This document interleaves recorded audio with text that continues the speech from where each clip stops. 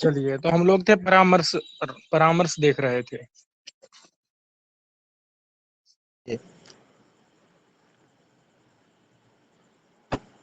तो देखिए, परामर्श हमने बताया था, क्या था परामर्श?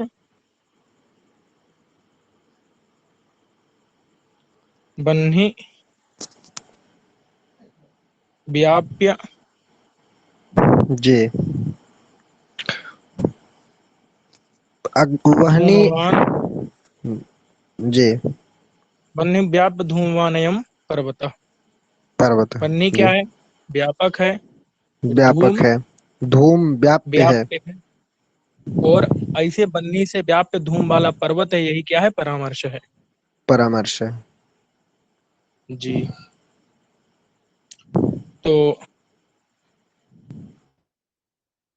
अब कह रहे हैं कि व्याप्ति क्या है। तो देखो, व्याप्ति हमने आपको बताई है कि जहां जहां यत्र यत्र धूमः तत्र तत्र बन्ही, ये साहचर्य नियम ही क्या है? यही परामर्श है। यही व्याप्ति है। जी यही व्याप्ति देखिए, है। परामर्श अलग चीज है। परामर्श क्या है कि व्याप्य का पक्ष में वृत्तित्व का धी यानी ज्ञान। व्याप्य जी कौन हुआ? व्याप्य हुआ धूम, जी, धूम। किसका व्याप्य? अग्नि का। जी, अग्नि का। अग्नि का व्याप्य जो धूम। धूम और ऐसे धूम का कहाँ रहना? पक्ष पर्वत वृत्तित्व में। माने पक्ष, पर्वत में रहना। माने कि जी धूम धूमवान अयम वान पर्वतः। पर्वतः। बात समझ में आ गई कि नहीं?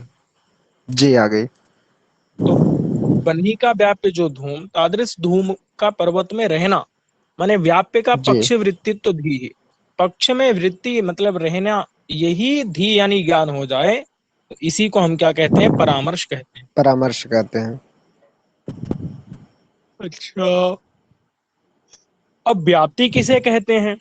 तो साध्यवद अन्यस्मिन असंबंधः व्याप्ति। साध्यवत अन्यस्मिन असंबंधः। देखो भैया, इसका मतलब क्या है? तो ये बहुत सरल चीज है। व्याप्ति क्या है? तो साध्यवत अन्यस्मिन असंबंधः। देखो, जी साध्य क्या हुआ? साध्य अग्नि आदि। साध्य हुआ हाँ, साध्य हुआ बन्ही, ठीक है।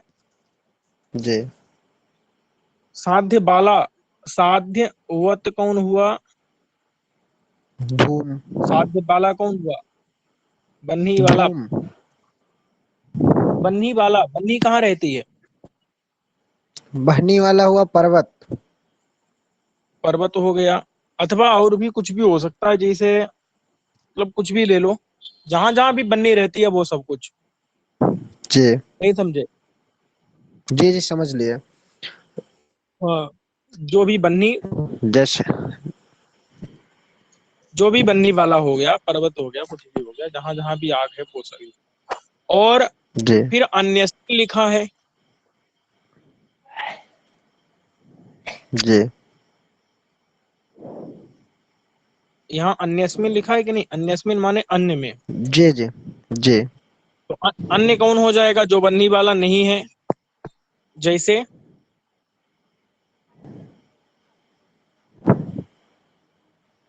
जलहृद, साध्य हुआ कौन? बन्नी। वो बन्नी वाला कोई हो गया, और उससे जी अन्य, उससे अन्य कौन हो जाएगा? जल हृदय आदि। और उसमें असंबंध,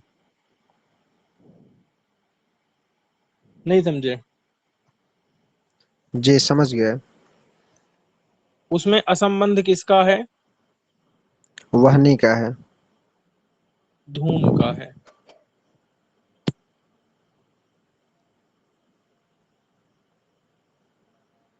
नहीं समझे? देखिए जी कि साध्य वाला जो भी रहे उससे अन्य में जी हेतु हेतु का क्या होना चाहिए? असंबंध होना चाहिए। इसी को व्याप्ति कहते हैं। जी साध्य वाले से अन्य में हेतु का क्या होना चाहिए? असंबंध होना चाहिए। और जहां साध्य रहे वहां हेतु रहेगा कि नहीं रहेगा? रहेगा।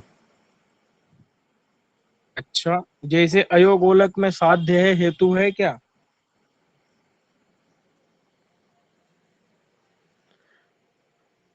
नहीं है। तो ऐसा नहीं, मतलब यह है कि जहां पर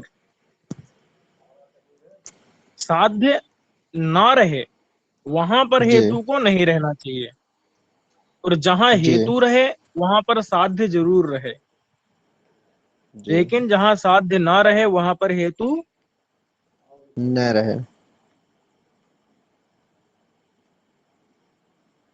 साध्य वाला से जो भी अन्य है उसमें जी हेतु का संबंध नहीं होना नहीं चाहिए। होना चाहिए। देखो साध्य एक व्यापक चीज है, वो कहीं भी रह सकता है, लेकिन जी हेतु व्याप्य है, वो सब जगह नहीं रह सकता। वो जहां जी रहेगा वहां पर साध्य जरूर रहेगा। जी हम्म। तो ये समझ में आ गया कि नहीं? जी आ गया। व्याप्ति किसे कहते हैं? साध्यवद अन्यस्मिन असंबंधा व्याप्ति। व्याप्ति किसे कहते हैं जी कि साध्य वाले से भिन्न में साध्य हेतु। भिन्न में हेतु का संबंध न होना ही व्याप्ति है। यही लिखा है, देखो यहाँ पर। जी कि साध्य, साध्य मतलब जो हेतु के द्वारा जो अनुमेय है, जैसे बनने आदि, वो उससे युक्त जी स्थान से भिन्न स्थान पर हेतु धूम इत्यादि का संबंध न होना ही क्या है? व्याप्ति। व्याप्ति। साध्य वाले स्थान से अन्य स्थान में हेतु का न होना, ये व्याप्ति। जी अथवा ये देखो, ये कहते हैं ना, ये पूर्व पक्ष व्याप्ति है। व्याप्ति के भी दो भेद होते हैं। जी एक होती है पूर्व पक्ष और पूर्व पक्ष व्याप्ति, और एक होती है सिद्धांत व्याप्ति। नहीं समझे? जी समझ रहे हैं। एक होती है पूर्व पक्ष व्याप्ति और एक होती है सिद्धांत व्याप्ति। हाँ, तो पूर्व पक्ष व्याप्ति ये है और सिद्धांत व्याप्ति ये है। जी बात समझ में आ गई कि नहीं? जी आ गई। चलिए, अब सिद्धांत व्याप्ति क्या है भाई, इसको भी समझ लेते हैं। हेतुमन्निष्ठ विरहा प्रतियोगिना साध्येन हेतोः एकाधिकरण्यम। हेतुमन्निष्ठ विरहा प्रतियोगिना जी साध्येन हेतोः एकाधिकरण्यम व्याप्ति। मतलब, तो देखो पहले शब्द क्या है? हेतुमत। पहले क्या है? हेतु मत। ये हेतुमत कौन हुआ भाई? हेतु मतलब समझ रहे हैं ना? जी समझ रहे हैं। हेतु कौन हुआ? हेतु हुआ धूम। हेतु हुआ धूम।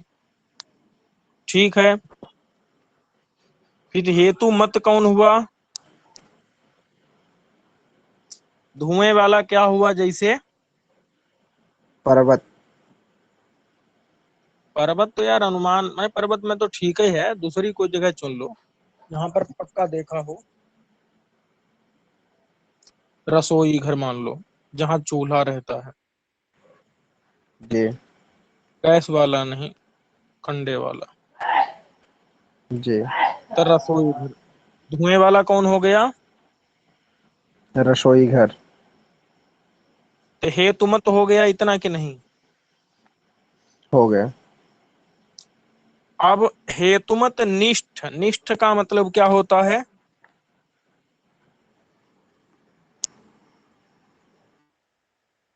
निष्ठ मतलब होता है उसके अंदर रहने वाला। निष्ठ का जी। मतलब क्या होता है? उसके अंदर रहने। तो रसोई के अंदर रहने वाला जो, रसोई के अंदर रहने वाला जो।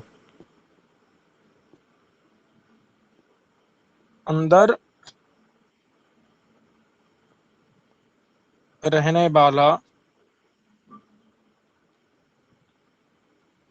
ये क्या है? निष्ठ का मतलब है,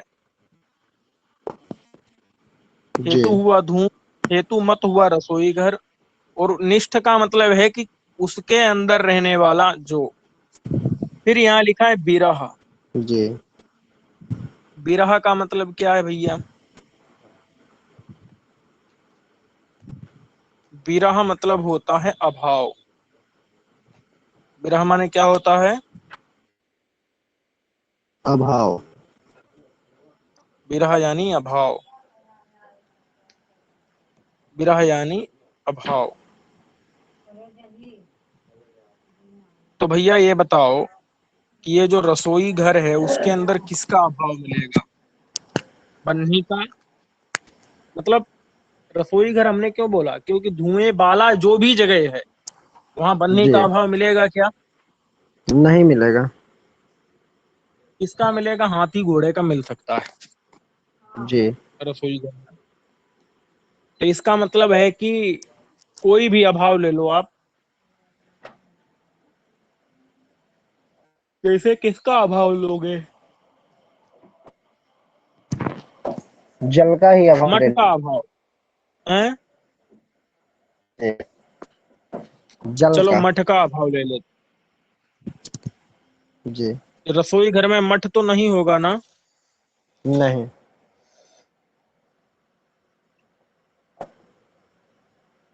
मठ का अभाव। अच्छा, किसका अभाव नहीं है? बन्ही का अभाव है क्या? नहीं है।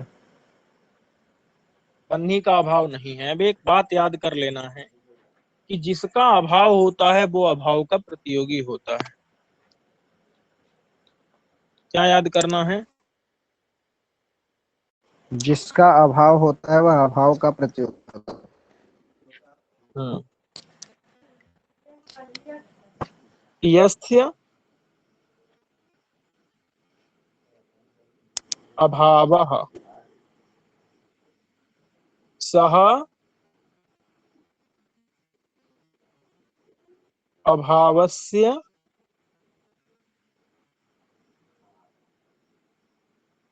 प्रतियोगी। नहीं समझे? जी समझ लिए। जैसे उदाहरण कि घड़े का अभाव अगर है तो प्रतियोगी कौन होगा अभाव का? घड़ा।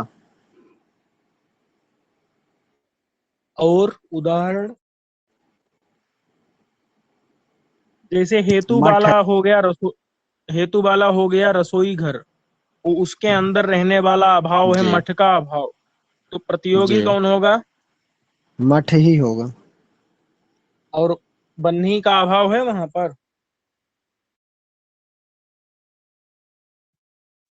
हेतु मत में, हेतु मत मतलब हेतु यानी,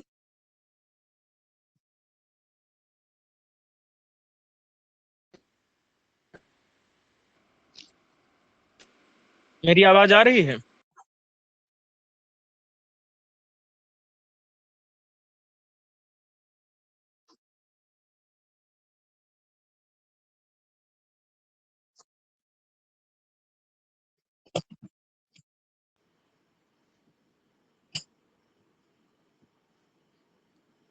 मेरी आवाज हेतु आ मत रही है कि रसो। नहीं? जी जी आ रही है। अभी आप गायब हो गए थे शायद। नहीं, गायब नहीं हो गए थे, नेटवर्क के कारण हो गया होगा। अच्छा अच्छा, चलिए। तो हमने कहा था कि यस्य अभावः सः अभावस्य प्रतियोगी। जी। जिसका अभाव होता है वह अभाव का। प्रतियोगी होता है। तो जैसे मठ का अभाव था ना, जी। ये जो हेतु क्या हुआ हमारा? हेतु हुआ धूम। हेतु मत कौन हुआ? हेतु मत हुआ रसोई। रसोई घर। रसोई घर हाँ ठीक। और हेतु मत के निष्ठ यानी उसके अंदर अंदर विरह किसका हुआ? जो अग, वो मठ का। विरह यानी अभाव मट का हो जाएगा। जी। और उसका अप्रतियोगी साध्य है कि नहीं? उसका अप्रतियोगी साध्य नहीं है। साध्य क्या है?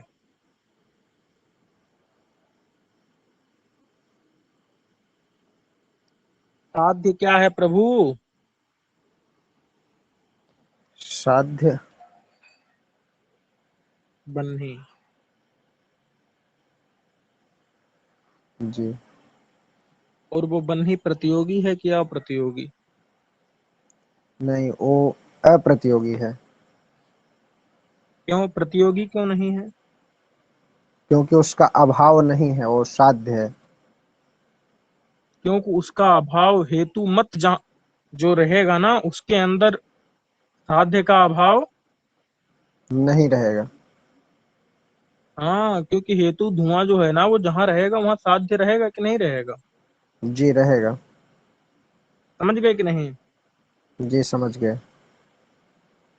तो यही लिखा है। अथवा हेतु मत माने धुएं वाला जो स्थान, रसोई घर या कुछ भी ले लो, वहां जी। पर निष्ठ मतलब उसके अंदर रहने वाला जो विरह यानी जी। अभाव, किसका अभाव? तो जिसका भी अभाव, उस अभाव का जी प्रतियोगी साध्य होगा क्या? नहीं होगा। नहीं होगा, अप्रतियोगी साध्य है। और जी उसके साथ अप्रतियोगी में साध्य होगा। हैं? अप्रतियोगी साध्य हुआ अप्र, या क्या? अप्रतियोगी साध्य नहीं होगा, प्रतियोगी साध्य होगा। क्यों? क्योंकि जिसका क्या अभाव साध्य? रहता है वो उसके, जिसका वह अभाव रहता है वह वो उसके प्रति प्रतियोगी वह होता है। तो अब मुझे आप बताइए कि क्या बन्ही का अभाव रहेगा जो वहां पर जो हेतुमत रहेगा जगह, वहां पर बन्ही का अभाव रहेगा? नहीं रहेगा। तो बन्ही प्रतियोगी हुआ क्या प्रतियोगी? अप्रतियोगी हुआ। तो बन्ही ही तो साध्य है। जी। तो विरह का अप्रतियोगी साध्य हो गया कि नहीं? हो गया। और उस साध्य के साथ में हेतु का एकाधिकरण है। उस साध्य के साथ में हेतु का एकाधिकरण। मतलब हेतु का एक ही जगह पर रहना, जी। ऐसा है कि नहीं? कि जहां पर हेतु है है। वहीं पर साध्य भी है, जहां बन्ही है जी वहीं है। धुआं है।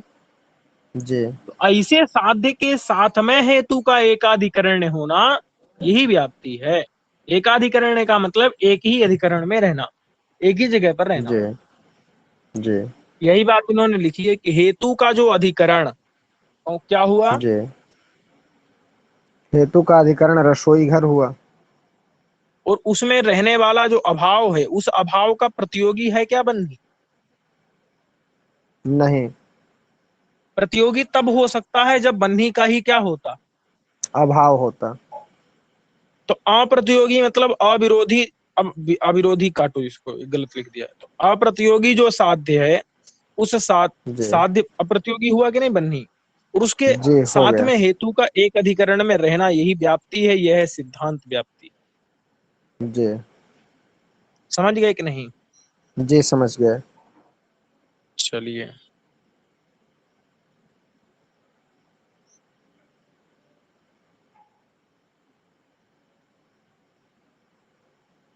अब बता रहे हैं कि एक पक्षता भी कोई चीज होती है। जी पक्ष होता है, तो पक्ष जी। किसे कहते हैं? तो देखो पक्ष कहते हैं सिसाद हाँ, तो किसे जिसमें कहते हैं सिद्ध पक्ष? करते हैं, अच्छा, सिद्ध किस में जिसमें, करते हैं ये बताओ तो। जिसमें सिसाधैसा हो, जिसमें सिद्ध जी करने की इच्छा हो, उसी को ना हम कहते हैं पक्ष जी कहते जी हैं। जी। जिसमें जिसमें सिसाध ईसा हो उसी को हम पक्ष कहते हैं। और जिसमें सिद्धि भी हो क्या? जिसमें सिद्धि भी हो। सिद्धि अगर है उसमें तो हम सिद्ध काहे करेंगे बताओ पहले। यानी कि सिद्धि क्या होनी चाहिए? नहीं होनी चाहिए। नहीं होनी चाहिए। जी बात समझ में आई कि नहीं? जी जी, समझ में आ गई।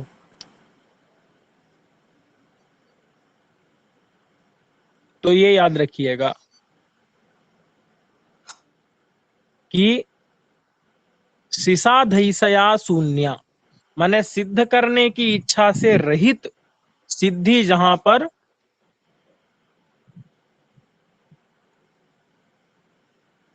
अरे सिद्धि होनी चाहिए क्या मैं पूछ रहा हूं? नहीं होनी चाहिए। हम्म, सिसाधैसा से रहित सिद्धि नहीं होनी चाहिए। अगर सिद्धि है तो भी कोई दिक्कत हमको नहीं है, अगर नहीं, सिसाधैसा है तो कोई दिक्कत। नहीं है। ये बात भी याद रखिए कि अगर कहीं जी सिद्धि है, जैसे हम देख रहे हैं रसोई घर में जी बन्ही और धूम दोनों को देख रहे हैं, तो बन्ही को देख रहे हैं तो सिद्धि है कि नहीं रसोई घर में? जी है।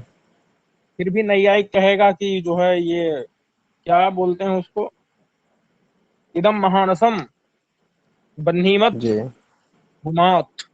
फिर भी बोलेगा नैयायिक, मतलब कि जी सिद्धि है लेकिन उसके अंदर क्या है, सिसाधैसा। सिसाधैसा आ गई, सिसाधैसा मतलब सिद्ध करने की इच्छा।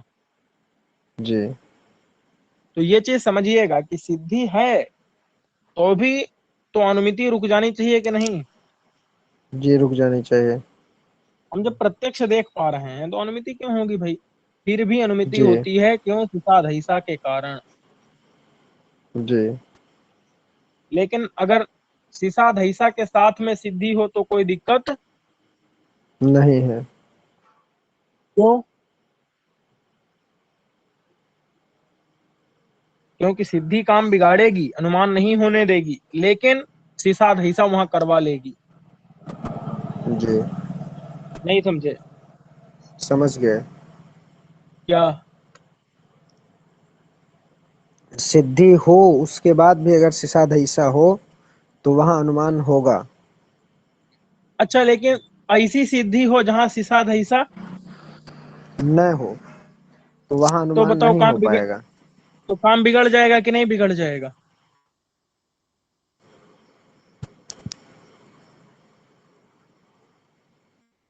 तो अगर केवल सिद्धि है भाई साहब तो दिक्कत है, लेकिन अगर जी सिसाधैसा आ गई तो दिक्कत नहीं है। माने अनुमिति हो जाएगी। जी हो जाएगी। लेकिन अगर सिसाधैसा से शून्य सिद्धि है तो वहां जी समस्या है कि नहीं? जी है। सिद्धि कैसी है जहां पर सिसाधैसा से, शून्य है। बोले तो सिसाधैसा भी नहीं है और सिद्धि भी है, जी तो समस्या है कि नहीं जी, है? तब वहां अनुमिति हो पाएगी फिर? नहीं हो पाएगी। तो ऐसी चीज, कैसी चीज?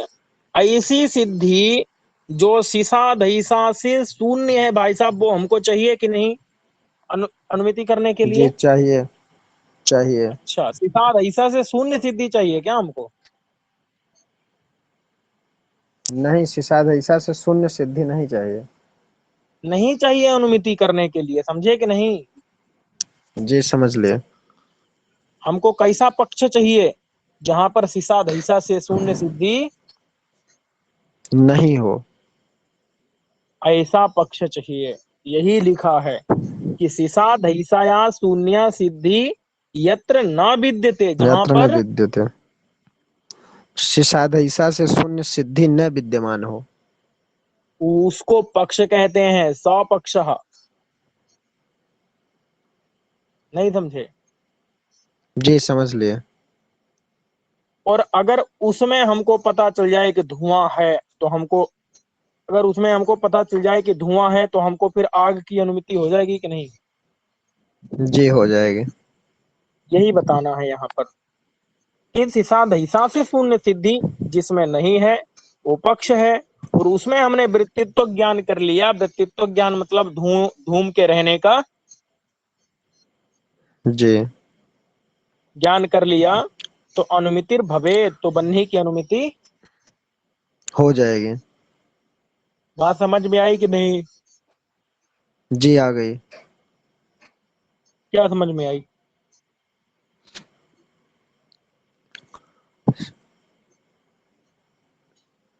सिसाधैसा से बोलिए। हम्म। शून्य सिद्धि जहाँ नहीं है वह पक्ष कहलाता है, और और उसमें उसमें जो हेतु का ज्ञान हो जाना ही अनुमिति है। हेतु का ज्ञान हो जाना नहीं भाई साहब, हेतु के ज्ञान हो जाने से अनुमिति होती है। अच्छा, हेतु के ज्ञान हो जाने से अनुमिति होती है। हेतु के ज्ञान से साध्य का ज्ञान जो होता है ना, वो अनुमिति कहा जाता है। हेतु का ज्ञान अनुमिति नहीं जी, होता। अभी तो हेतु के ज्ञान से हमको किसका ज्ञान होता है? साध्य का ज्ञान होता है, तो साध्य का ज्ञान जो होता है वही अनुमिति कहलाती है। बात समझ में आई कि नहीं? जी आ गई। तत्र माने उस पक्ष में वृत्तित्व ज्ञान से, माने धूम के रहने के ज्ञान से हमको अनुमिति यानी कि बन्ही के रहने का ज्ञान होता है। जी समझ गए कि नहीं? जी समझ गया। अब हेत्वाभास बता रहे हैं भैया, कितने हेत्वाभास हैं? तो अनैकांत, विरुद्ध, असिद्ध, प्रतिपक्षित, कालात्यय, कालात्यापदिष्ट, ये कितने हो गए टोटल? ये हो गए 5 हो गए। हेत्वाभाषास्तु पंचधा, पंचधा। 5 प्रकार के हो गए। जी हेतुबद आभासन्ते इति हेत्वाभाषा। हेतु की तरह आभास मतलब प्रतीत होते हैं, होते नहीं है। हेतु नहीं होते हैं, तो केवल हेतु की तरह प्रतीत होते हैं। कौन कौन से? अनैकांत, विरुद्ध, अनेकांत। असिद्ध, प्रतिपक्षित, कालात्यापदिष्ट, ये समझ गए कि नहीं? जी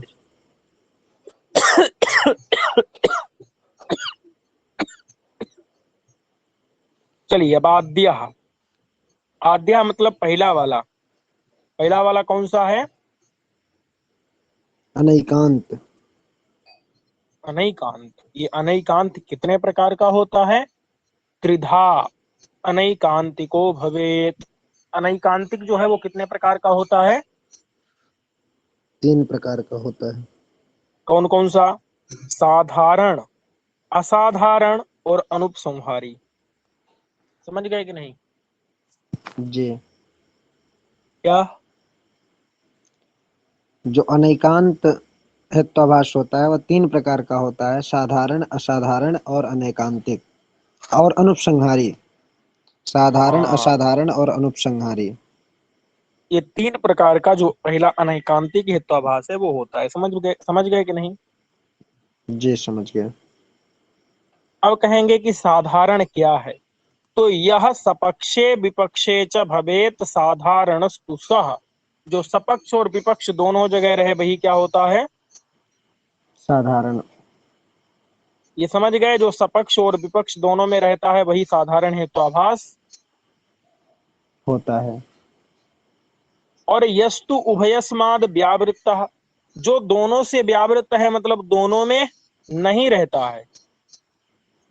जी, यस्तु उभयस्माद व्यावृत्तः माने जो उभय से व्यावृत्त है, जो दोनों में, जो मैंने सपक्ष और सपक्ष विपक्ष और दोनों विपक्ष में नहीं दोनों में रहता नहीं है, वह रहता है। असाधारण हेत्वाभास कहलाता है। जी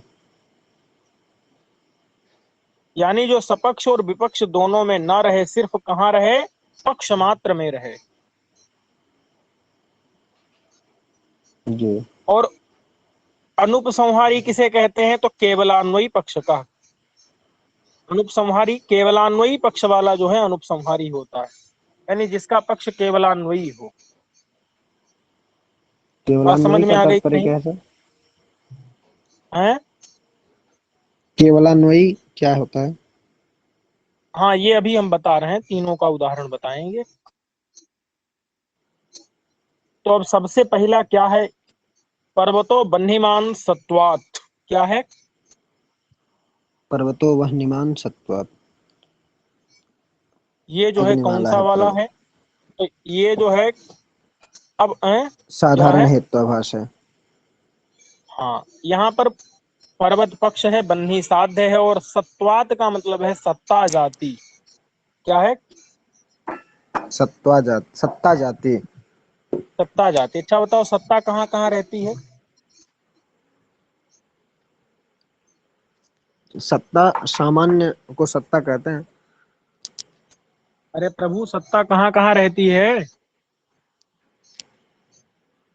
द्रव्य, गुण और कर्म में। सत्ता कहाँ कहाँ द्रव्य गुण रहती है? कर्म में रहते हैं। द्रव्य गुण और कर्म में। ठीक है, ठीक है। अब मैं आपसे पूछूंगा, मैं आपको बताता हूँ पहले, ये चीज समझ करके रखिए। सपक्ष और विपक्ष। सपक्ष किसे कहते हैं? सपक्ष का लक्षण क्या लिखा है तर्क संग्रह में? नहीं याद है सर। निश्चित, साध्यवान, सपक्ष।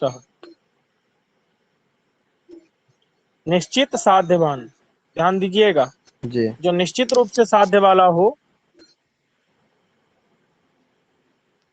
और निश्चित वह रूप से सपक्ष का। साध्याभाव वाला हो,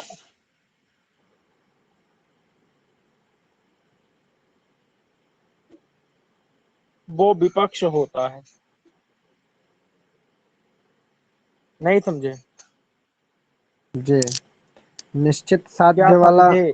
सपक्ष। सब, निश्चित वो साध्य वाला सपक्ष होता है। निश्चित रूप से और निश्चित रूप साध्याभाव से वाला, साध्य जो है विपक्ष कहलाता है। और जहां संदिग्ध रूप से साध्य रहे वो पक्ष होता है। जी।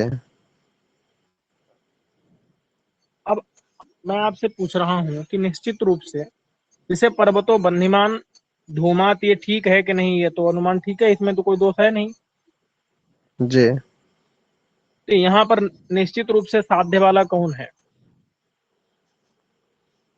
निश्चित रूप से साध्य वाला अग्नि है। अच्छा, साध्य ही अग्नि है भैया, साध्य वाला तो कोई दूसरा है। सा, साध्य वाला निश्चित धूम रूप है। से ना, निश्चित रूप से साध्य वाला रसोई घर है। अच्छा। हाँ जी। तो निश्चित रूप से साध्य के अभाव वाला जलहृद है। जी। समझे कि नहीं? जी समझ गए। क्या? निश्चित रूप से साध्य वाला जिसमें साध्य रह रहा हुआ है अर्थात रसोई घर है। हम्म। और निश्चित रूप से साध्याभाव वाला जलहृद आदि है। और जहां संदिग्ध है ऐसा पर्वत हो जाएगा। जी। समझ गए कि नहीं? जी समझ गए। अब मैं आपसे पूछ रहा हूं कि ये जो है उदाहरण क्या दिया था अनुपसंहारी का? नहीं नहीं, साधारण का, साधारण का। पर्वतो वह निमान सत्वात। अब मुझे ये बताइए कि यहाँ पर ये साध्य क्या हुआ हमारा? बन्ही। जी। और निश्चित रूप से साध्य वाला क्या है? पर्वत। अरे वहां संदिग्ध है यार। है रसोई। और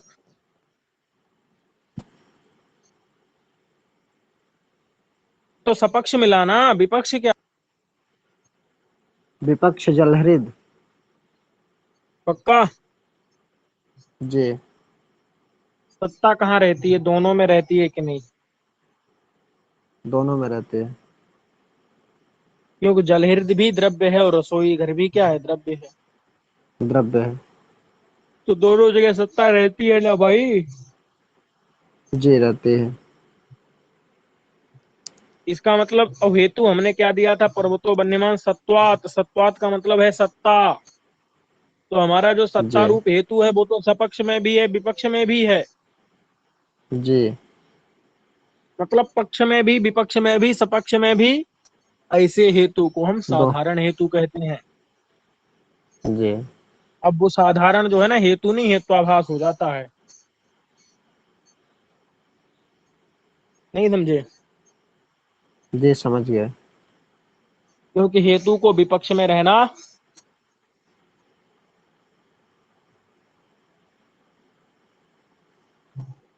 नहीं चाहिए।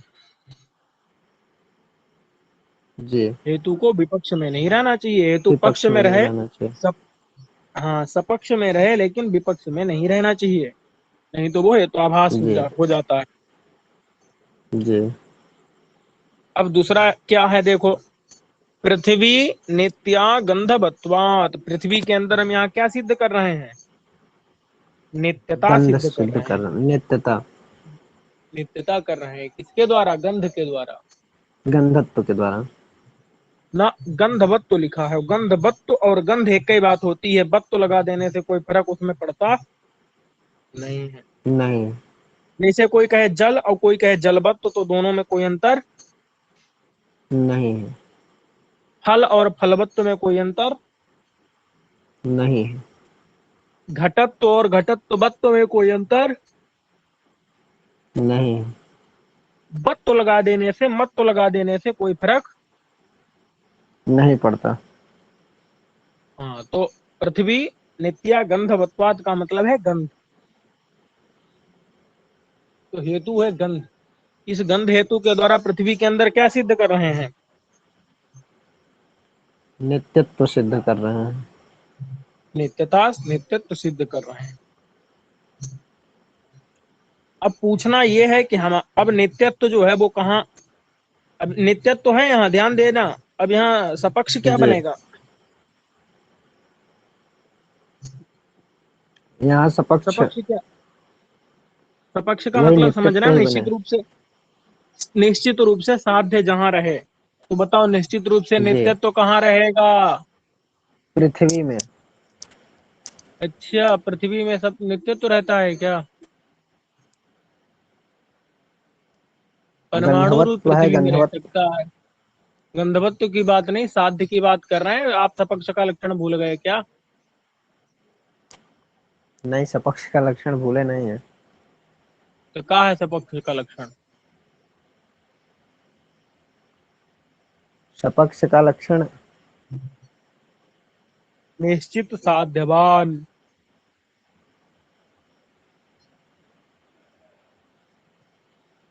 नहीं समझे? जी समझ गया, निश्चित साध्यवान। तो निश्चित रूप से साध्य वाला पृथ्वी कौन है। पृथ्वी ही तो हो रहा है साध्य वाला। अरे यार साध्य क्या है ये बताओ पहले। साध्य नित्यत्व साध्य है। और नित्यत्व तो कहाँ रहता है निश्चित रूप से, परमाणु रूपी पृथ्वी में। मतलब ये परमाणु उर्माणु बोलो, पृथ्वी पृथ्वी क्यों बोल रहे हो भाई। अरे बहुत चीजें हो सकती है जी। यार, परमाणु बोल दो, सामान्य विशेष समवाय अभव पता नहीं क्या क्या उसमें सब कहीं कुछ भी बोल सकते हो। जी। नहीं समझे, जी समझे, परमाणु में नित्यत्व परमाणु रहता है। बोल दो, आकाश बोल दो, अकाल बोल दो, दिशा जी। बोल दो, आत्मा बोल दो, मन बोल दो, सब नित्य ना है। जी। तो सपक्ष मिल गया कि नहीं ढूंढ करके। मिल गया। और विपक्ष क्या है, विपक्ष मतलब, विपक्ष जिसमें नित्यत्व नहीं है। हाँ तो वो क्या है, जैसे पृथ्वी को ही ले लिया जाए। कार्य रूप पृथ्वी बोलो, फिर पृथ्वी बोल दिया। कार्य रूप पृथ्वी। अब एक बात बताएं, जी। यहाँ हमारा पक्ष क्या है, पक्ष हमारा परमाणु रूप है। ऐसा थोड़े लिखा है इसमें, इसमें पृथ्वी मतलब सभी पृथ्वी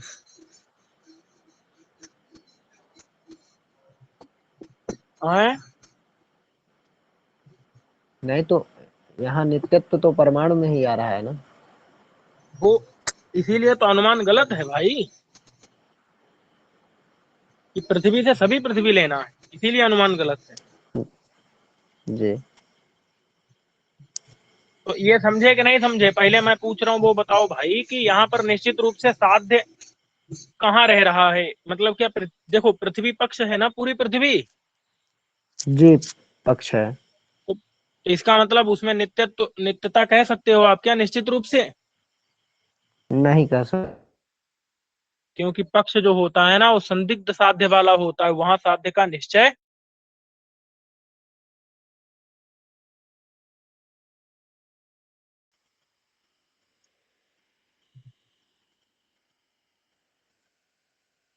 आवाज आ रही है मेरी कि नहीं?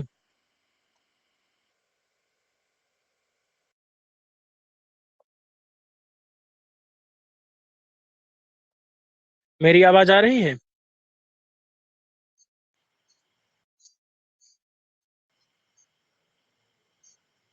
अभी आवाज आ रही है मेरी?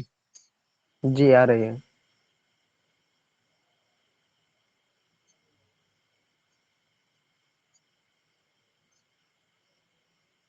मैं बोल रहा हूं कि भाई साध्य का निश्चय कैसे हो सकता है इस पक्ष में आपको?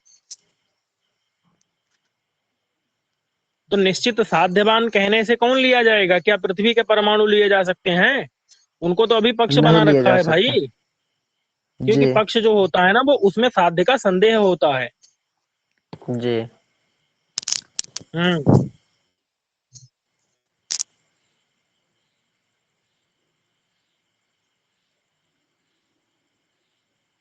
बात समझ में आई कि नहीं? जी आ गई। ये पृथ्वी है, ये पृथ्वी का मतलब कार्य रूप और परमाणु परमाणु रूप दोनों ले लेना है। और ये पृथ्वी इस जी पक्ष है, पक्ष के अंदर जो है साध्य साध्य का क्या होता है, साध्य संदिग्ध होता है। संदिग्ध होता है। इसलिए हम पृथ्वी को ले नहीं सकते, चाहे वो परमाणु हो चाहे कार्य रूप हो, कोई भी कार्य हो। पृथ्वी को हम ले नहीं सकते हैं। जी। तो बताओ निश्चित रूप से साध्य वाला कौन हुआ? निश्चित रूप से साध्य वाला रसोई ही हुआ। क्या भैया, यहाँ साध्य नित्यत्व है। जी साध्य नित्यत्व है तो निश्चित रूप से परमाणु हुआ, लेकिन यहाँ पृथ्वी किसका लेंगे तो परमाणु? नहीं। पृथ्वी का परमाणु तो ले नहीं सकते, तो दूसरा कोई लेकर के बोलो यार। आकाश को ले सकते हैं। हाँ तो हो गया, खत्म बात। अब मुझे ये बताइए, निश्चित रूप से साध्य का अभाव कहाँ लेंगे? निश्चित साध्याभाववान कौन होगा? निश्चित रूप से नित्यत्व का अभाव कहाँ होगा? नित्यत्व का निश्चित रूप से अभाव कहीं नहीं मिलेगा। अच्छा, कार्य रूप जब जल में नहीं पृथ्वी, मिलेगा क्या? सर आपने कहा जब पृथ्वी को कहेंगे तो पूरी पृथ्वी को कहेंगे, जल को कहेंगे तो पूरे हाँ तो जल को पृथ्वी को कहेंगे। ले नहीं सकते, लेकिन यार जल में नहीं मिलेगा क्या? पृथ्वी तो पक्ष बना रखा है, पक्ष में तो साध्य का संदेह होता है, लेकिन जल जल थोड़े पक्ष बना रखा है मैं यहाँ पर। तो जल भी लेंगे तो पूरे को लेंगे ना। अरे यार, मैं कह रहा हूँ कि निश्चित रूप से साध्य का अभाव कहाँ पर, ये पक्ष पूरे पृथ्वी को हाँ। बना रखा है, ये बोल रहा हूँ। तो जब पूरे पृथ्वी को पक्ष बना रखा है तो हमको संदेह किसमें होगा? पूरे पृथ्वी में, जी। यानी कि परमाणु में भी कार्य में भी। यानी जी। उसमें नित्यत्व को किसी में ना तो हम परमाणु में बोल सकते हैं ना तो कार्य में बोल सकते हैं, क्योंकि जी। पूरी पृथ्वी को हमने पक्ष बना रखा है। परमाणु रूप पृथ्वी भी संदिग्ध है, उसमें भी नित्यता संदिग्ध है, और कार्य रूप पृथ्वी में भी नित्यता संदिग्ध है। जी। हाँ, अब हम मुझे ये बताइए कि निश्चित रूप से नित्यत्व कहाँ रहेगा, निश्चित रूप से नित्यत्व का अभाव किसमें मिलेगा? निश्चित रूप से नित्यत्व निश्चित रूप मिलेगा से आकाश में, नित्यत्व आकाश में। और निश्चित रूप से नित्यत्व का अभाव मिलेगा जलादि के जो कार्य रूप जलादि जल कार्य रूप, तेज कार्य रूप में। जी। में हमको निश्चित रूप में, यानी कि सपक्ष क्या बनेगा हमारा? सपक्ष हमारा बनेगा जो निश्चित रूप से आकाश जो है सपक्ष बन जाएगा। यानी जितने भी नित्य हैं वो सभी सपक्ष बन जाएंगे, बस पृथ्वी के परमाणु को छोड़ करके। जी। और निश्चित रूप से विपक्ष क्या बनेगा? विपक्ष जो कार्य रूप जितने भी हैं पृथ्वी को छोड़ करके सभी विपक्ष बन जाएंगे। अब बताओ मुझे, उनमें किसी में भी हेतु रहता है क्या, गंध हेतु? नहीं रहता है। वो तो सिर्फ किस में रहता है, पक्ष में। पृथ्वी में रहता है। जी। वही बताना है कि असाधारण जो होता है ना, वो जी। उभयस्माद व्यावृत्ता न पक्ष में रहता है ना तो, न विपक्ष में रहता है। वही लिखा है जो सपक्ष और विपक्ष दोनों में न रहे लेकिन पक्ष में रहे। ही रहे, उसको हम क्या कहते हैं? असाधारण हेत्वाभास कहते हैं। ये समझ में आ गया कि नहीं? जी आ गया। अब आता है तीसरा वाला, यह है सर्वम तुच्छम प्रमेयत्वात्। यहां पर कौन सा है? अनुपसंहारी। क्यों? क्योंकि इसका पक्ष जो है ना वो केवलान्वयी है। पक्ष क्या है? जी केवलान्वयी है। केवलान्वयी पक्ष का मतलब होता है जो हर जगह हो, उसको केवलान्वयी कहते हैं। जैसे जी। ज्ञेयत्व, प्रमेयत्व। जी जैसे अरे ज्ञेयत्व और जैसे ज्ञेयत्व, प्रमेयत्व। प्रमेयत्व, अभिधेयत्व आदि हर जगह रहते हैं कि नहीं, सातों पदार्थों में। जी रहते हैं। और ऐसे सर्वम तुच्छम प्रमेयत्वाद में पक्ष क्या है हमारा?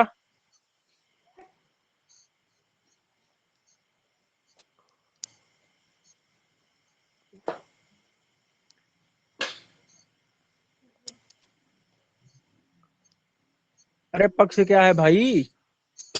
इसमें पक्ष सभी को ले लेंगे, द्रव्य आदि को। सर्वम मतलब द्रव्य गुण कर्म सामान्य विषय संभाय अभाव, सभी पक्ष है भाई। जी।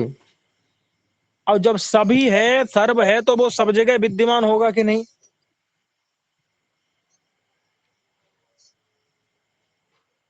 जी होगा। केवलान्वयी पक्ष का मतलब, केवलान्वयी कहते हैं सर्वत्र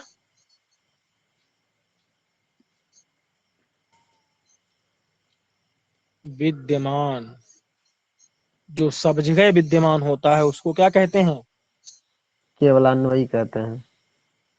तो सर्वम तुच्छम प्रमेयत्वात् में पक्ष जो सर्वम है वो केवलान्वयी है कि नहीं? है। इसलिए यह क्या, किसका उदाहरण हो जाएगा? एक केवलान्वयी का उदाहरण हो जाएगा। क्योंकि हाँ, ये अनुपसंहारी का उदाहरण हो जाएगा। जी। क्योंकि इसका पक्ष, क्योंकि जो सर्वम तुच्छम प्रमेयत्वात् इसका पक्ष केवलान्वयी है। केवलान्वयी का मतलब है सर्वत्र रहता है। विद्यमान होने के कारण। समझ में आ गया कि नहीं? जी आ गया। क्या समझ में आया?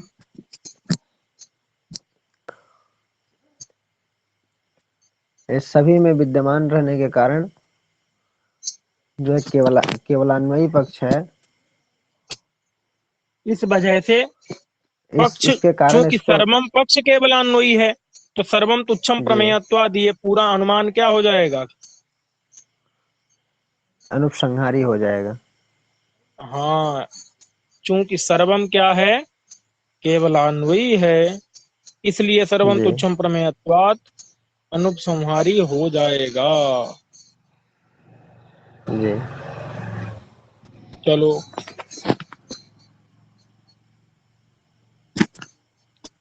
अब कहते हैं यह साध्यवती नैव अस्ति स विरुद्ध उदाहृत। जो जी। साध्य वाले में ना ही रहे, यह साध्यवती जी नैव अस्ति मतलब जो साध्य वाले में नहीं रहे, ना ही रहे, उसको क्या कहते हैं? उसको विरुद्ध कहते हैं। बात समझ में आई कि नहीं? जी आ गई।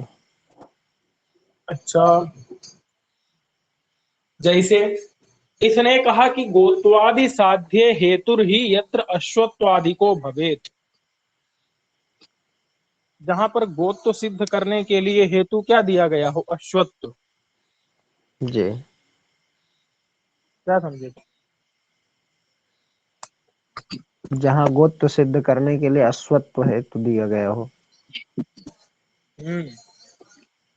अब मुझे ये बताओ, साध्य क्या हुआ?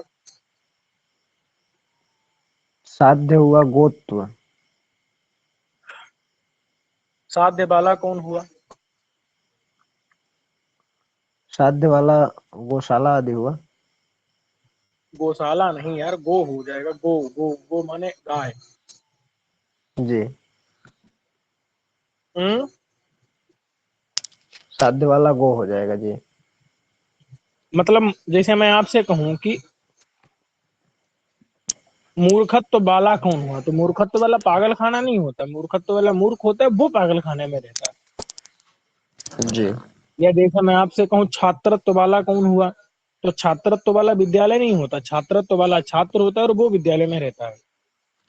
जी। नहीं समझे? जी समझ गए। तो साध्य वाला कौन हुआ?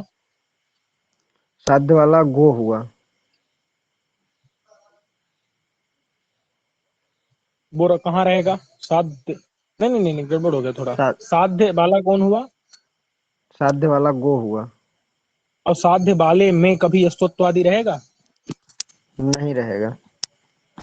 ठीक है, यही बताना है। जैसे आपके सामने प्रयोग आया कि अ,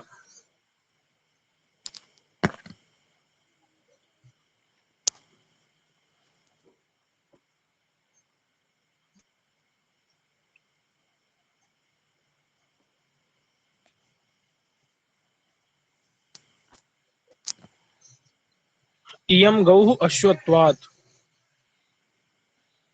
जी। तो यहाँ पर पक्ष क्या है हमारा? इयम। और साध्य क्या है? साध्य है गौ। गौ नहीं है, गोत्र तो साध्य है। गाय तो गोत्र सामने साध्य खड़ी है। है, जी। उसमें उसके जी। अंदर वो सामने कोई चीज खड़ी है, उसके अंदर हमको सिद्ध क्या करना है? साध्य है, सिद्ध करना है। क्या सिद्ध करना है? गोत्व। और हेतु क्या है? हेतु है अश्व। अश्वत्व। अश्वत्व। बात समझे कि नहीं? जी समझ गए। तो जो साध्य वाले में ना ही रहे वो क्या होता है? हेतु होता है। वो विरुद्ध हेत्वाभास होता है। विरुद्ध हेत्वाभास होता है।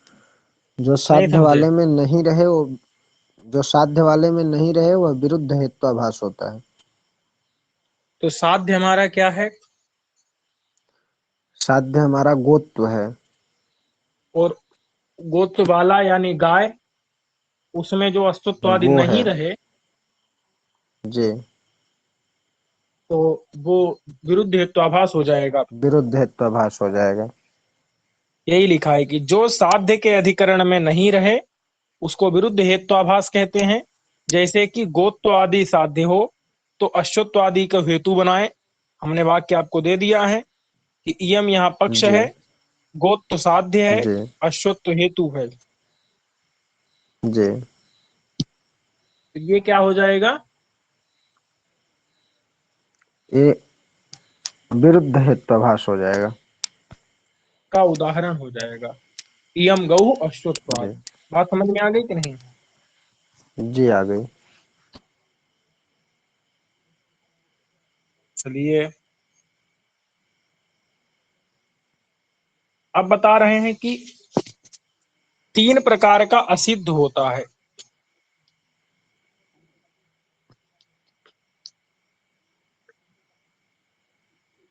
असिद्ध जो है हेत्वाभास कितने प्रकार का है?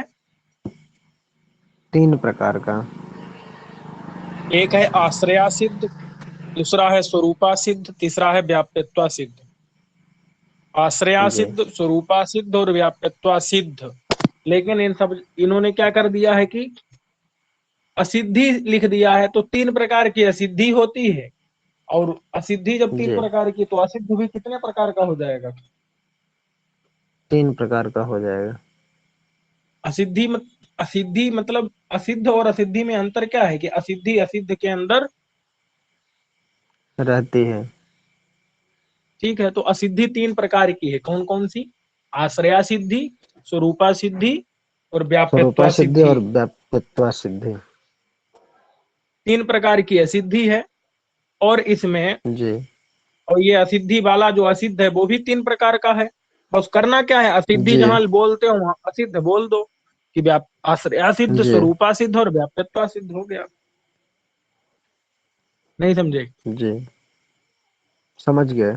अब कह अब कहते हैं, देखो पहली क्या है, आश्रया सिद्धि, उसी का दूसरा नाम है पक्षा सिद्धि। जी जहां पर पक्ष की असिद्धि हो वह आश्रया सिद्ध जी हेत्वाभास है। क्या है? जहाँ पर पक्ष की असिद्धि हो वह आश्रया सिद्ध हेत्वाभास है। ठीक है। जैसे यत्र पक्षो भवेत मणिमयो गिरि, जहां हम पक्ष किसे बना दें? मणिमय गिरि को। यत्र पक्षो जी भवेत मणिमयो गिरि, जो मणिमय गिरि है उसको जहां पर हम क्या करें, यत्र माने जहां पक्षो भवेत, पक्ष हो जाए। जहां क्या पक्ष हो जाए? जी मणिमय पर्वत पक्ष अब हो जाए। अभी तक अभी तक आप ठीक ठीक अनुमान, आपको पता है कि पर्वतो वन्यमान धूमार ठीक ठीक अनुमान है कि नहीं? जी है। तो यहीं पर हम जोड़ दें कि मणिमयो पर्वतः, मणिमय पर्वतः धूम वन्यमान धूमात। तो जी यही गड़बड़ हो जाएगा। क्यों? क्योंकि मणिमय पर्वत कहीं भी, वह निमान और धूमवान नहीं होता। भैया मणिमय पर्वत ही नहीं होता यार, पक्षय नहीं होता कहीं, पक्षय असिद्ध है, आश्रय ही जी असिद्ध है यहाँ। नहीं समझे? समझ गए। जहां पर पक्ष की असिद्धि, मतलब पक्षय जहां नहीं है, जी आश्रया सिद्ध मतलब आश्रय बोले तो पक्ष, और आश्रय यानी जी पक्ष। तो जहां आश्रय ही नहीं है, पक्ष ही नहीं है, जी तो वो फिर अनुमान अनुमान क्या जी होगा? तो यही बता रहे हैं कि जहां पर मणिमय गिरी को हम पक्ष बना देंगे, अनुमान पूरा समझ में आया कि नहीं? जी आ गया।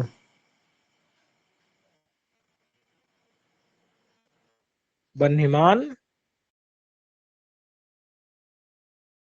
धूमात। चलिए, अब दूसरा, ये पहले का उदाहरण समझ में आ गया कि नहीं? पक्षा सिद्धि या आश्रया सिद्धि दोनों पर्यायवाची हैं, और उनका उदाहरण क्या है कि मणिमयो गिरि पर वन्यमान धूमात। तो जब मणिमय धूम गिरी को बना देंगे तो मणिमय गिरी तो कहीं होता ही नहीं है, तो पक्ष या आश्रय असिद्ध हो जाएगा। ये पहला वाला समझ में जी आ गया कि नहीं? जी आ गया। दूसरा आप देखो,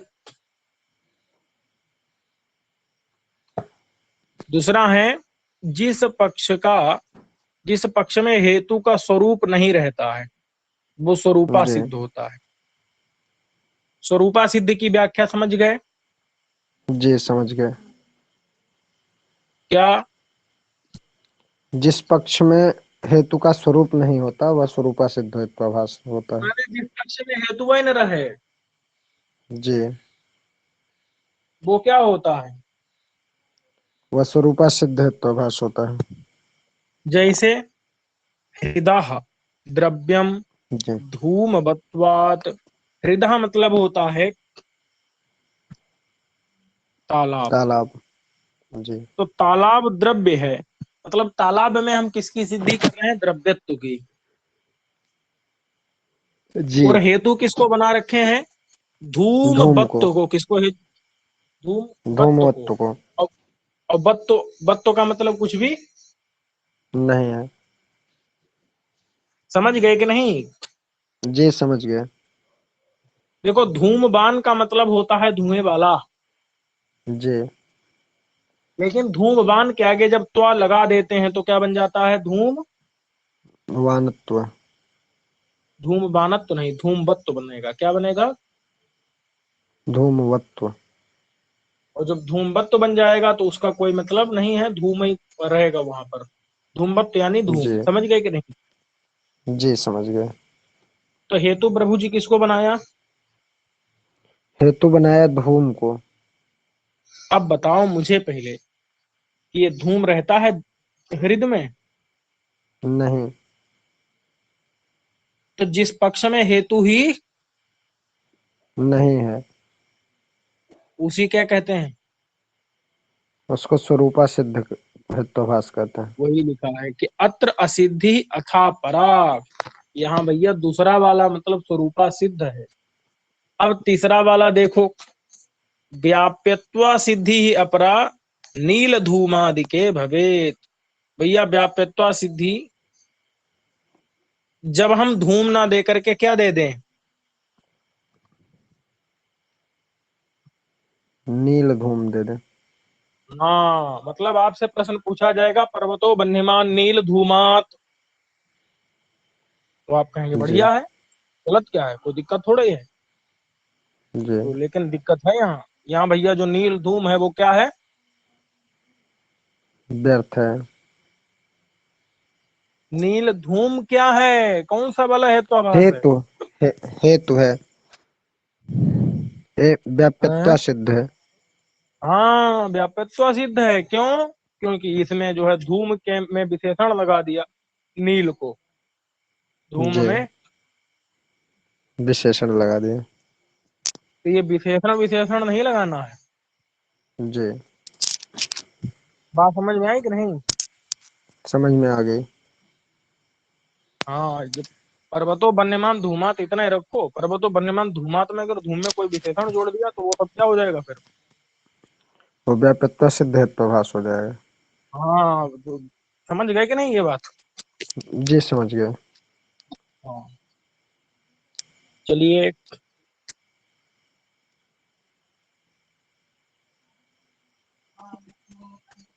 अब कहते हैं कि विरुद्धयोः परामर्शे हेतोः सत प्रतिपक्षता।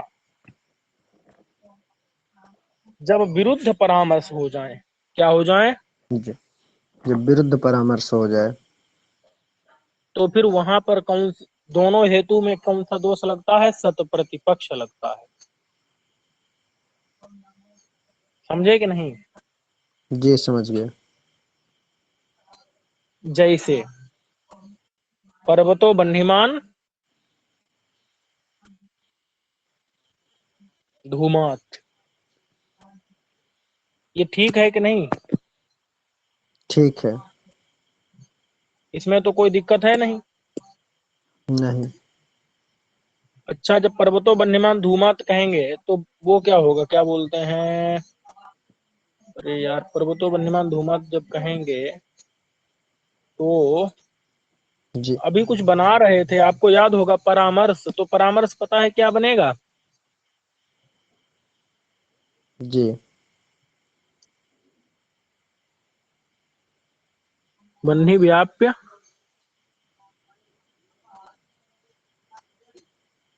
धूमवान पर्वत। धूमवान, मतलब समझे इसका? बन्ही क्या है? वहनी व्याप। साध्य है। जी। साध्य व्याप्य धूमवान। हेतुमान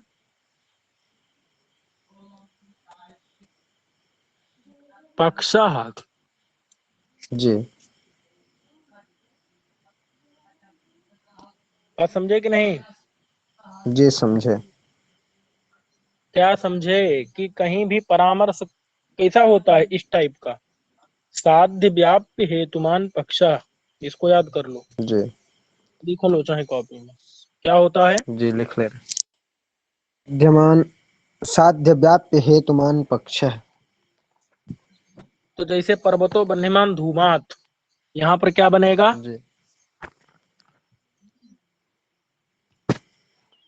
यहाँ भी साध्य। साध्य मतलब साध्य बन्ही। व्याप्य है। जी।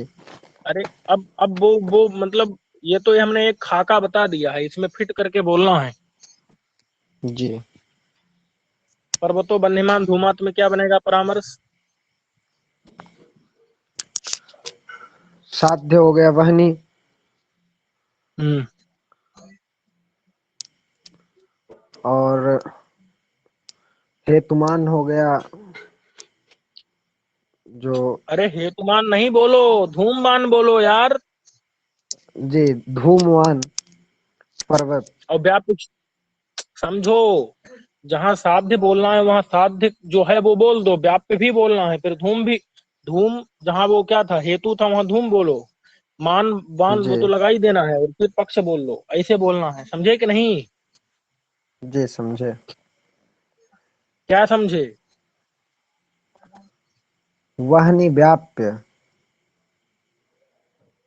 आगे। यहाँ धूमवान कहना होगा कि। धूमवान कहना है आपको, क्योंकि हमने आपको खाका दे जी दिया है एक परामर्श का, कि साध्य जी व्याप्य जी जी। हेतुमान पक्ष, सा, यही क्या होता है?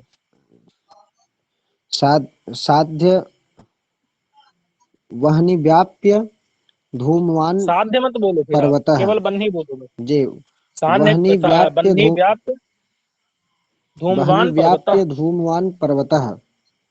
ठीक है। अब मैं आपके सामने जी दूसरा अनुमान बोल रहा हूं, कि पर्वतो जी जी बन्ही अभाववान जलात। क्या जी। कहा? पर्वतो अ, पर्वतो बन्ही अभाववान, वहनी अभाववान बन्ही अभाववान जलात। पर पर्वतो वहनी अभावमान जलात। जलात। अब बताओ यहाँ पर क्या जी। बनेगा परामर्श? यहाँ साध्य क्या है? अब यहाँ साध्य साध्य जल रहेगा। साध्य बन्ही का अभाव।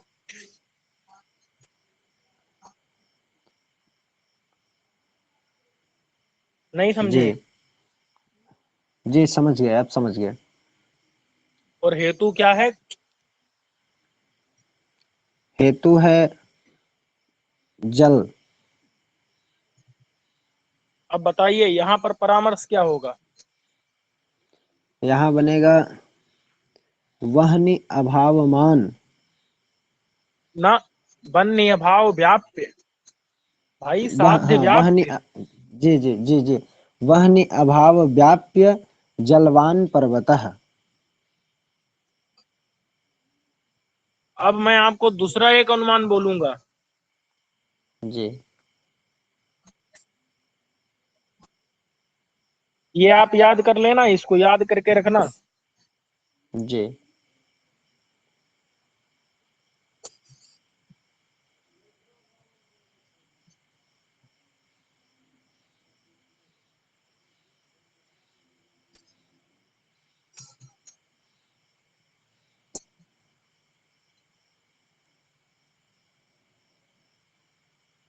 शब्दः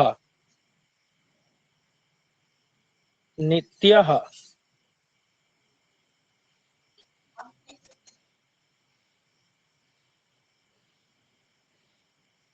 शब्दः नित्यः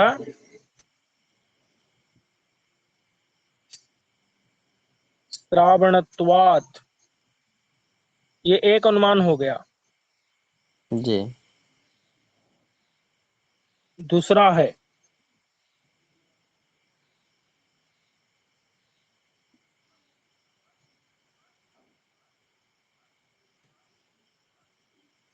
शब्दः अनित्यः कार्यत्वात्। क्या दो अनुमान हैं? जी। तो पहले अनुमान में शब्द पक्ष है और नित्यता, नित्यत्व नित्यत्व साध्य है, और श्रावणत्व हेतु साध्य। है। जी और दूसरे अनुमान में शब्द पक्ष है, अनित्यत्व साध्य है, और कार्यत्व हेतु है। जी समझ गए? जी। यहाँ पर आप फटाफट दोनों बता दीजिए, दोनों का परामर्श बताइए।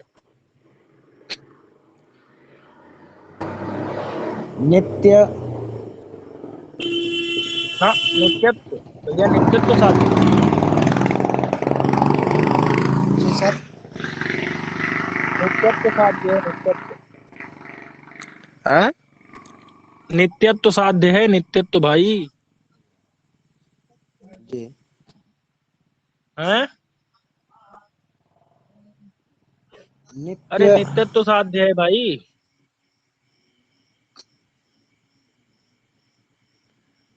नित्यत्व साध्य है। हाँ, अब बताइए फटाफट बोलिए, परामर्श बोलिए।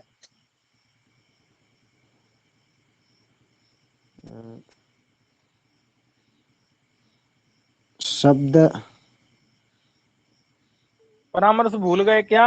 साध्य व्याप्य हेतुमान पक्षः। साध्य तो यहाँ नित्य ही है ना। अरे नित्यत्व साध्य है यार, 50 बार बता चुके हैं।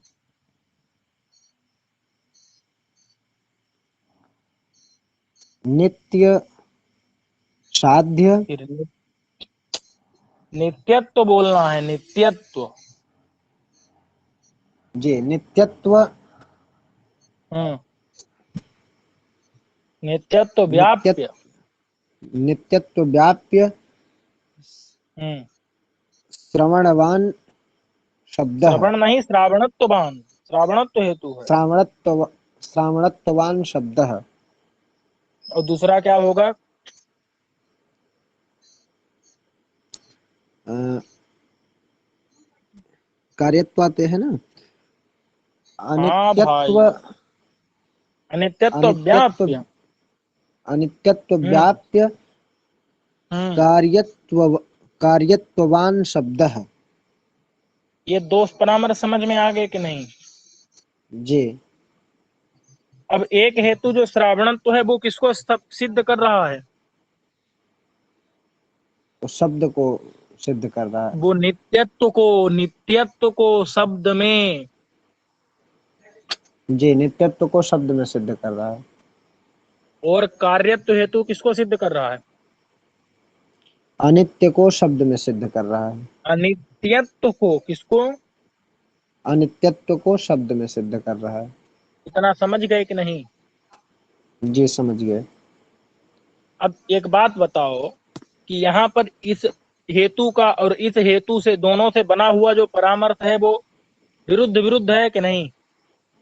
विरुद्ध है। क्योंकि एक जो है वो दूसरे को सिद्ध कर रहा है, दूसरा दूसरे को सिद्ध कर रहा है। जी श्रावणत्व का जो साध्य है नित्यत्व, वो उसके कार्यत्व हेतु उसके अभाव को सिद्ध कर रहा है, नित्यत्व को नहीं कर रहा, वो अनित्यत्व को कर रहा है। और ये नित्य जी अनित्यत्व को कर रहा है तो वो उसके उल्टे नित्यत्व को कर रहा है, यही सत प्रतिपक्ष है। जी। समझ गए कि नहीं? जी समझ गए। इसको लिख लेना, लिख करके याद कर लेना, क्योंकि पूछा जाता है, तो आभास का उदाहरण नहीं पूछा जाता है क्या? जी पूछा जाए। हाँ, तो इसको लिख करके याद कर लेना। ऐसे पहले वाला जो जी बोला था वो भी याद कर लेना। चलो, जी।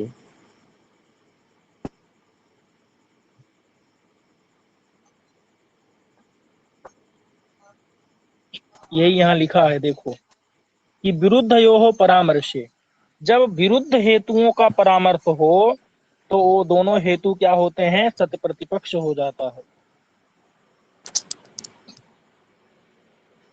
देखो, परस्पर विरुद्ध दो साध्यों की सिद्धि के लिए, एक साध्य जी नित्यत्व था, दूसरा क्या था? अनित्यत्व। दोनों विरुद्ध थे कि नहीं? अनित्यत्व था। जी विरुद्ध थे। तो उनके लिए जो दो हेतुओं का प्रयोग होगा और उसका जो परामर्श निकलेगा आकर के, परामर्श बनाया ना दोनों का, नित्यत्व व्याप्य था, जी जी श्रावणत्वमान शब्द और अनित्यत्व व्याप्य कार्यत्वमान शब्द, तो ये दोनों परामर्श में क्या हो जाएगा? जी इनमें सत प्रतिपक्षता हो जाएगी। अब इन्होंने सत प्रतिपक्ष का मतलब बताया है कि प्रतिपक्ष का मतलब होता है विरोधी और सत का मतलब है विद्यमान। यानी विरोधी जी हेतु विद्यमान अगर है तो वहां पर सत प्रतिपक्ष नामक हेतु आभास। माना जाता है। मतलब कि एक हेतु जो है हमारा वो दूसरे को सिद्ध कर रहा है, दूसरा हेतु उसके उल्टे चीज को सिद्ध कर रहा है, एक नित्यत्व को दूसरा अनित्यत्व को। यही क्या है, तत्प्रतिपक्ष है। जी जैसे इन्होंने हिंदी में लिख दिया है कि शब्दः नित्यः श्रावणत्वात् शब्दत्ववत्, ऐसे शब्दः अनित्यः कार्यत्वात् घटवत्। जी जी समझो। अब देखो, अब कह रहे हैं कि बाध किसे कहते हैं। बाध मतलब कालात्यापदिष्ट बोला था ना वहां। जी तो इसी का देखो, ये ऊपर जो शत प्रतिपक्ष था ना, इसी का दूसरा जी नाम है प्रकरण सम। क्या नाम है? प्रकरण सम। ठीक है। और ये जो बाध है ना, इसका दूसरा नाम क्या है?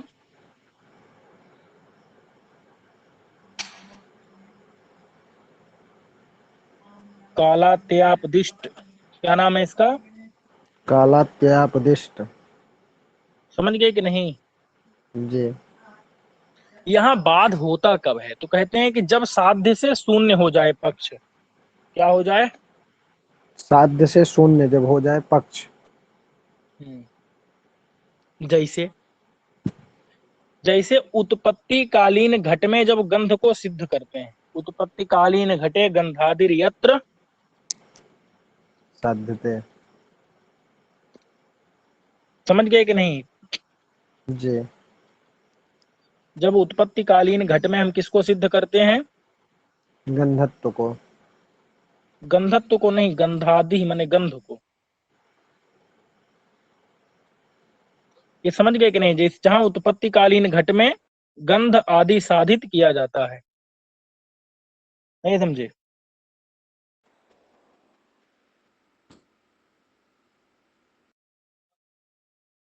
बात समझ में आई कि नहीं?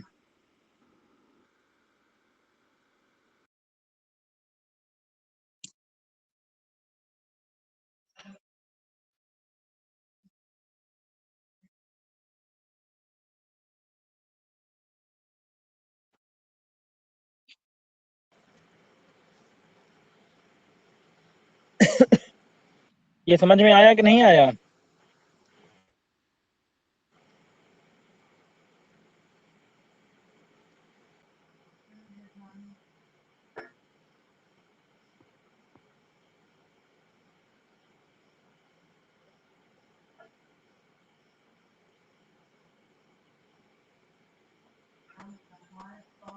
हम्म। ये समझ में आ गया कि नहीं? देखो कि जहां पर साध्य से शून्य पक्ष हो उसको बाध कहते हैं। जी जैसे उदाहरण दिया है कि उत्पत्ति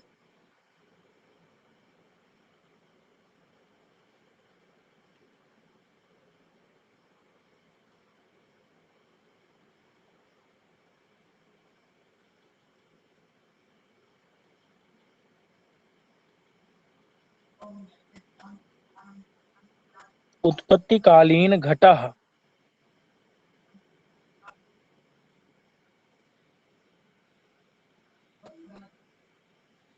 गंधवान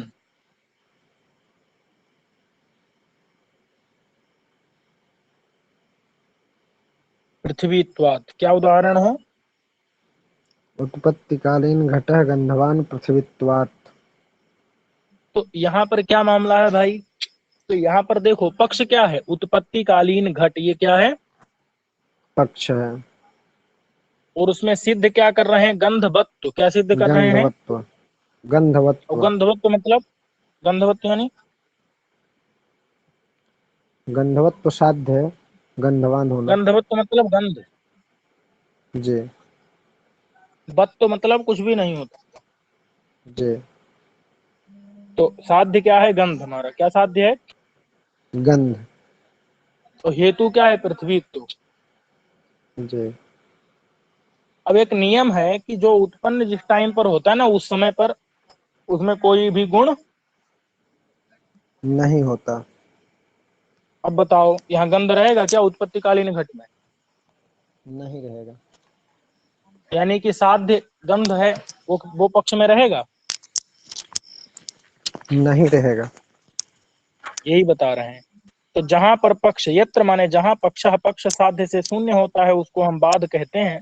जब उत्पत्तिकालीन घट में गंध को सिद्ध किया जाता है तो वहां बाध नाम का हेत्वाभास हो जाता है। ये बात समझ में आ गई कि नहीं?